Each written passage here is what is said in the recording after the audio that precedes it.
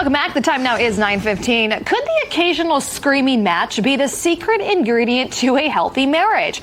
Well, TV star Rachel Ray seems to think so. The television personality opened up on a recent episode of her podcast, saying her and her husband of 19 years never hold their feelings back. She also joked that she doesn't trust people who are too quiet.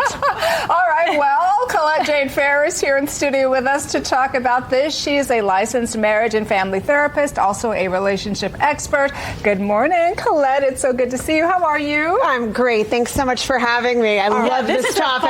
It's so fun. We're not going to do any screaming. We're just going to talk about this kind of quietly and coherently. But the thing is, could screaming actually help a marriage? I don't think, if I'm being honest, my husband and I have ever had a screaming match. We've been married 20 years. Well, that's impressive. And I have to say, there's an aspect of what Rachel Ray's talking about I can lean into, being a New Yorker from a big Irish well, that means, yes, we've heard some screaming in that household.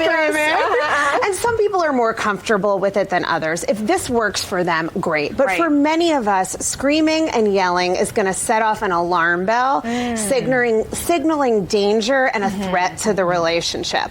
What I think she's really onto is not holding back and addressing conflict. But there's a difference between destructive conflict, screaming, shutting your partner out that leads to disconnection, and healthy conflict that leads to intimacy and growth. And what I thought was interesting in the article is she says, we will have our screaming matches, but at the end, he will kiss me on my forehead or he'll tap me on the back. So there is that connection of, I still love you, even though we don't agree. And I think sometimes resolution is what I've heard is that's the most important thing. It's not necessarily the argument per se. Repair. Yeah, repair. Right. So that if things do go off the rails, because they inevitably will, we're human and something's going to push our buttons.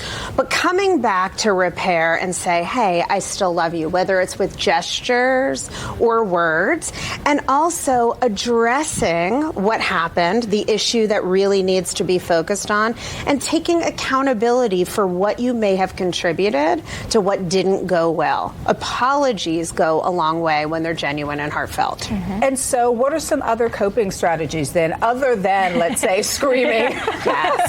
Yes, there are a couple things that can really help you get into healthy conflict, which brings you closer together. The first is to take a team approach. Your partner is not the enemy. So you want these exchanges to feel emotionally safe for both of you. So for example, let's say your partner has dropped the ball on something. Instead of saying, I can never count on you, which is critical and blaming, you might say, I felt hurt when you didn't follow through. Can we talk about this in a way that feels safe to both of us? And I think, too, men don't have the emotional side like women do. So how do women convey that to the man for them to hear it the way that we're letting them hear it? You know what I mean? Trying to convey it to them. Of course, we all want to be heard. It's human and so important. So another great tip is to focus on yourself. The human instinct is to focus on the other person and what they're doing wrong. But instead, using I statements, I feel, I think, I need, I want, instead of you, really reduces the chance that someone's going to feel blamed or criticized and flip into defensiveness. And that's so important. Also, there's always a positive need in there. So if you can talk about what you need, like I really want to spend more time with you, instead of you never spend time with me, your partner can hear you clearly.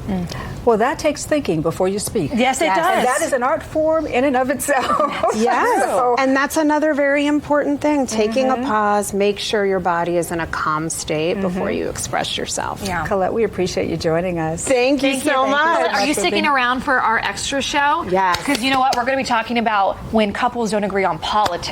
Another good one. How do you handle that? Because that's coming up. All right, so stick around. We'll have more with you coming up in our 10 o'clock hour. But